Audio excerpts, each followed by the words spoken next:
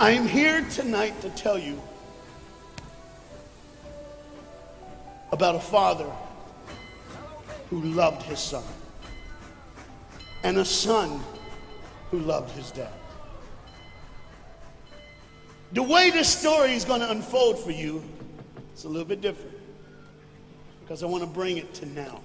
You see, a dad would go home and he would go by to school, and every now and then he would pick up his son and say, "Son, why don't you go to work with me?" The boy loved that. And when his dad would just come and pick him up, he was the happiest boy ever. He knew that he would get to spend the afternoon with his father at work, and he would get his coat, and they would walk, and he would bring hot chocolate for his son, for it's really cold, and they would go through. But this boy was different. This boy would see things. This boy wasn't normal. And when they were walking one afternoon going to where dad worked, this boy would notice things that other people wouldn't notice. He see things other people wouldn't see. He sees a man in a bathrobe in the middle of the street who's yelling at a second-story window. He sees a woman who's very angry at him and doesn't really want to hear what he says. This boy, as the rest of the world hustles by, he slows down. He sees the hurt and the pain. He sees the anguish and the sorrow. He sees the window close and a desperate man trying to get it. What he did doesn't matter. That he hurting is all that matters. And this boy would see these things. His father rushes and gets him by the hand and says, "Let's go. We'll be late." He would stop and look one more time. Can I stop his pain? Can I stop her hurt?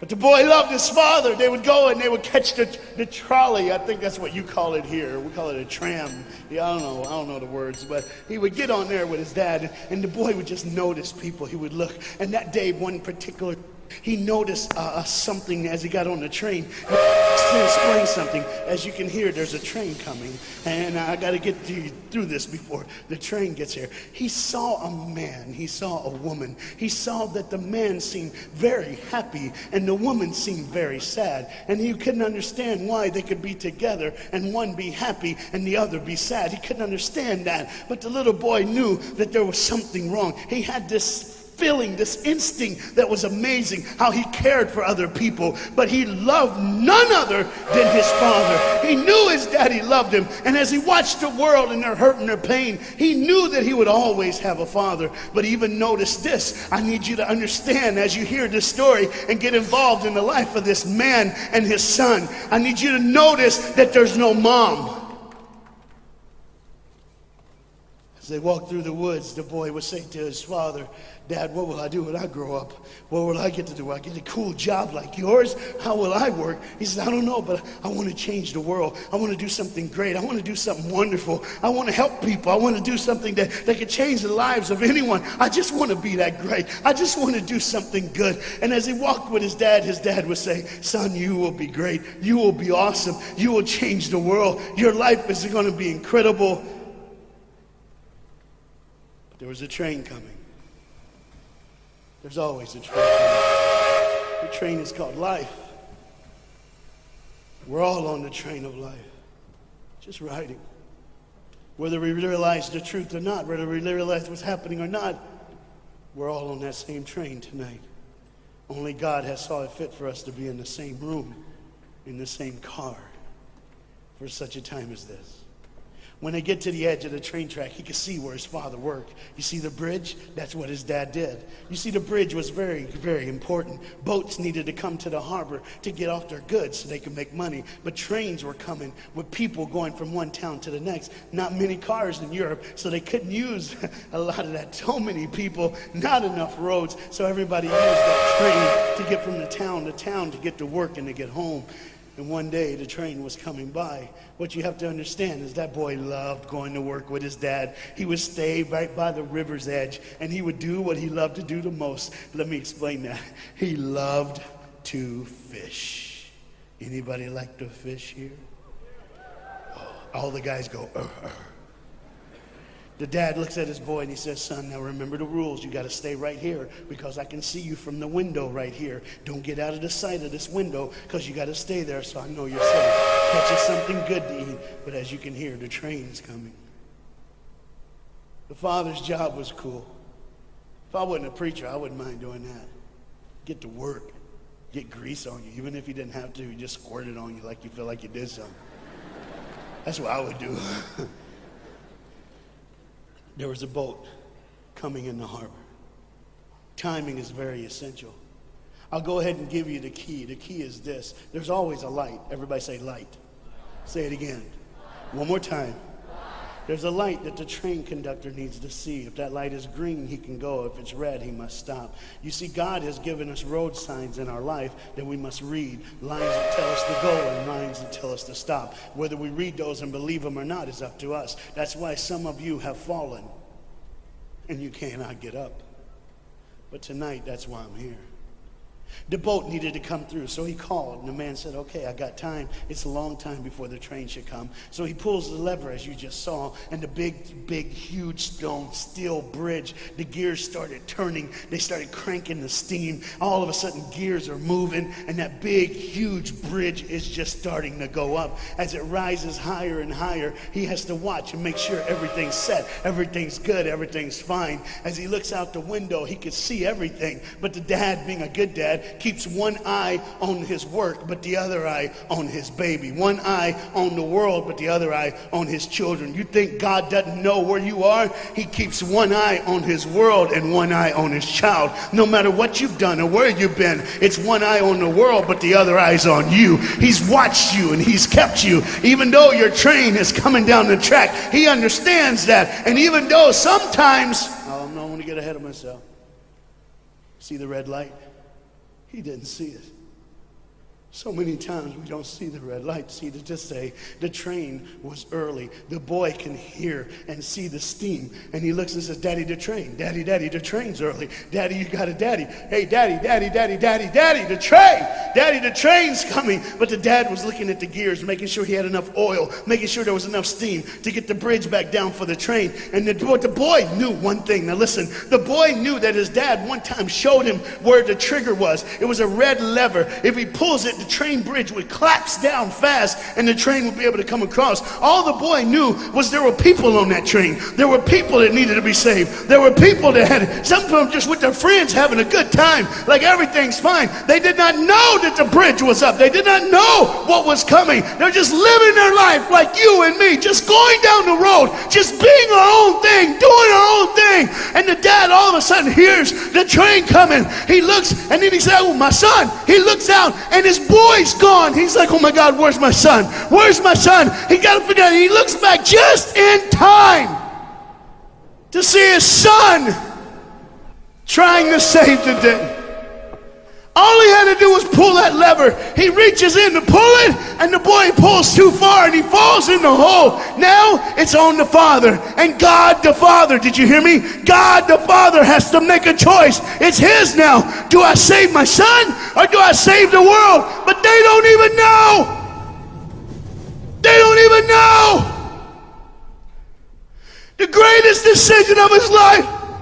He can blame it on them not seeing the red light. He can blame it doesn't matter anymore. Pull the lever, save the world. Leave it up, save your son. For God so loved the world that he gave his only son.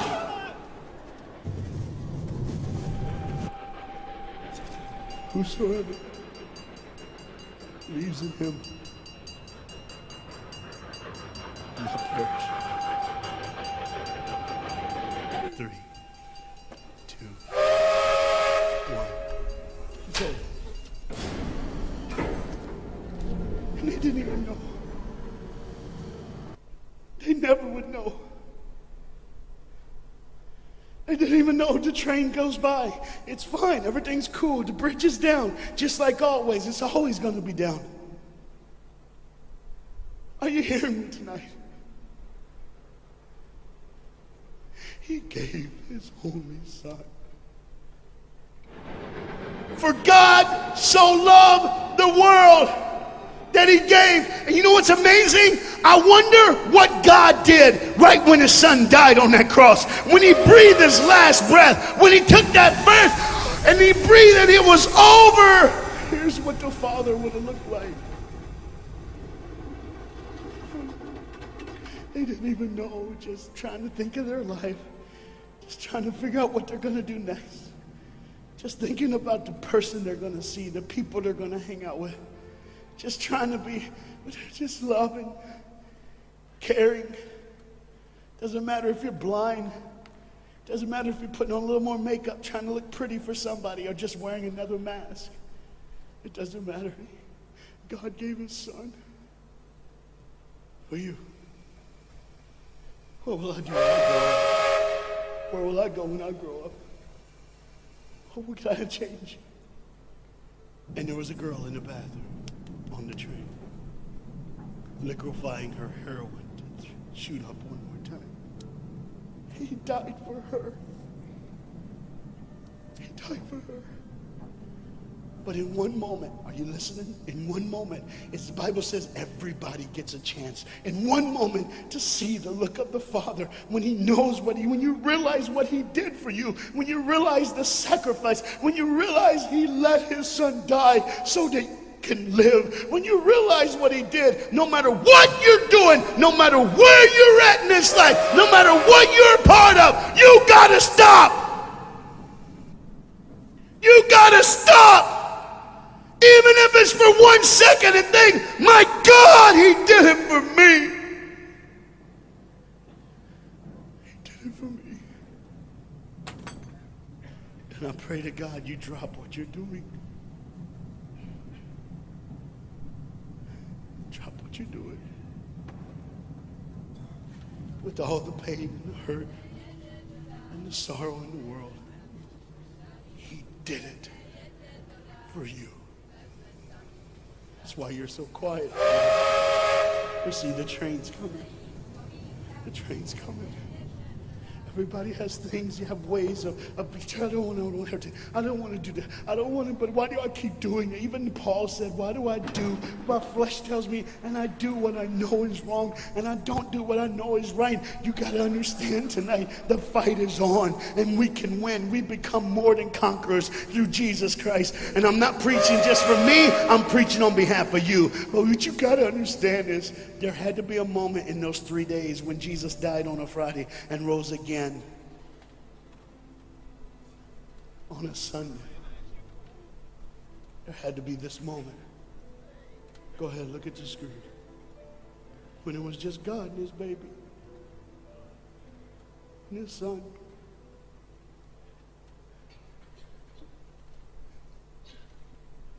Every sin that's ever been committed in this earth is rolling through your mind right now. I'm here to tell you that as the sun sets in the afternoon, the sun will rise again. And when the sun rises again, you cannot change your past, but you can change your future. You see, it's always a different day. One day someone lives, the next day they die, the next day you wake up and you're still living. You're like, why am I going to live? Why does this have to be my turn? Why can't I? You can just preach. I could have stopped, but I need you to see the whole picture here. You see, because when God the Father gave his only son, when Jesus Christ breathed his last breath and he died, he did it in a way that you can never ever say, you don't know me, you don't understand me, God don't understand my pain, God don't understand my sorrow. You see, that's the very train that boy was on. That's the very train that he was on. And as this dad remembers, look real close. You see the pictures of the people? Bam, there they are. But there's somebody added in the picture, isn't it? Bam, there they are. Do you see who's added in it? In every face of every person, Jesus is in their life. Why? Because when you're the greatest sacrifice, you always end up in everyone's life, no matter where they are, who they are. He did it so that you can say he was there all the time. waiting patiently in line. Jesus Christ was there all the time. And the train keeps going. The train keeps coming. The train keeps moving. People keep living and people keep dying. And God the Father just watches it all. One eye on the world, the other eye on you. Some of you are starting to figure it out. You're like, what is he looking for? Just one girl. Because see, the whole horrible day, God only had his eyes on one person. And it was just a day on the street corner. When he walked by, he saw a girl with a babe. And she saw him. Do you get it?